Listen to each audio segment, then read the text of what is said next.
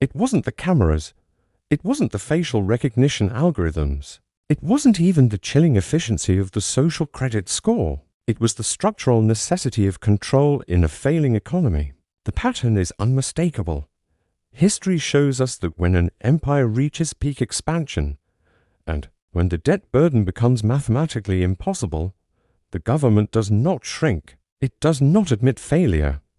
It tightens its grip, it turns inward.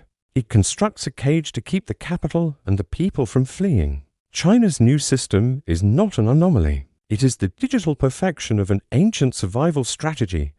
We have seen this sequence play out before. The tools change. The arithmetic does not. To understand why this is happening now, we must look at 3 specific historical precedents, 3 moments where the money died, and the chains were forged.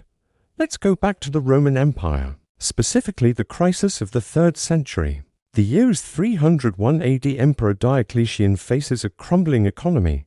Decades of currency debasement had rendered the denarius worthless. The silver content had dropped from nearly pure to a thin wash-over copper. Inflation was rampant. Trade was grinding to a halt. The empire's costs were unsustainable. Diocletian's solution was the edict on maximum prices. He didn't just fix prices, he fixed people. To enforce the economic structure, the state had to know who you were, where you lived, and what your father did. Farmers were tied to their land.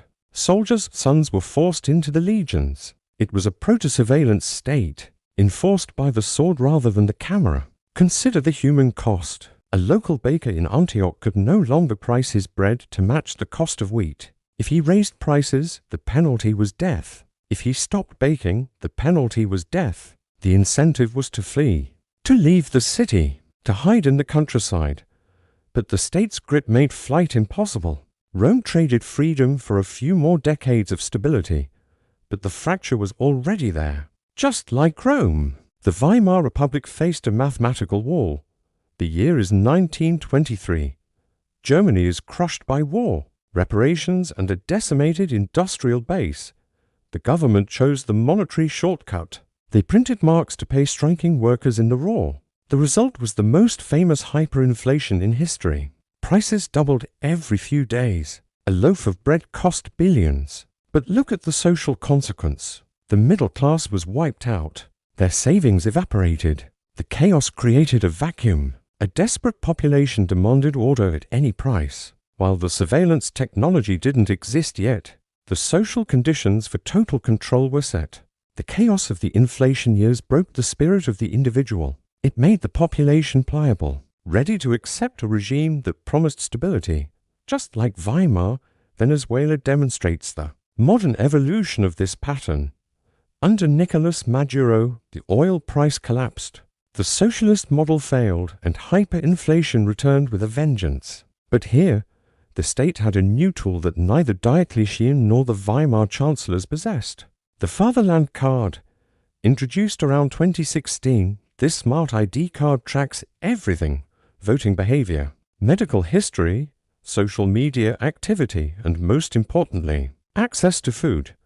In a country where starvation is a real threat, the state linked biological survival to political compliance. If you protest, or if you vote for the opposition, your access to subsidized food boxes is cut off. It is the weaponization of hunger through data. A mother in Caracas doesn't need to be arrested to be neutralized. She just needs to be hungry. The flight to hard assets is impossible for the poor, and the flight of human capital is massive, with millions leaving the country. But for those who remain, the surveillance grid is the only thing holding the regime together. The pattern repeats in 7 distinct stages. The era of peak prosperity and sound money creates an explosion of wealth. As growth slows, the state expands its commitments to maintain the illusion of progress. The debt burden becomes unsustainable, and the state chooses the monetary shortcut: printing or debasement. Inflation rises and the population begins to lose faith in the currency. The state implements capital controls and surveillance to prevent wealth from fleeing. A new order emerges from the collapse, usually involving a reset of the currency and a restructuring of the social contract. Just like Venezuela, China is entering the critical phase of this cycle. Current data suggests the growth engine is stalling. The real estate bubble, the largest asset class in the world, is deflating. Demographics are shrinking the workforce, and the debt load is massive. Under these constraints, the rational move for the state is not liberalization, but total control. The surveillance system is not just about catching criminals, it is about managing a decline. It combines the data collection of the fatherland card with the scale of the Roman bureaucracy. We are seeing the integration of facial recognition, gait analysis, and spending habits into a unified control matrix. This data feeds into the social credit system, which determines a citizen's ability to travel, to borrow, and to live. The incentive is to prevent the social unrest that inevitably follows economic stagnation. The risk is that if the people can organize, the system collapses. So the system ensures they cannot organize. Some economic historians note that this level of control stifles innovation, arguing that a surveillance state cannot grow because fear kills creativity. But the regime has calculated the trade-off. They are trading growth for survival.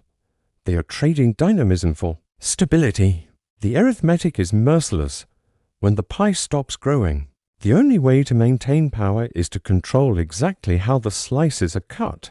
The trajectory points toward three potential endgames. First, a controlled decline.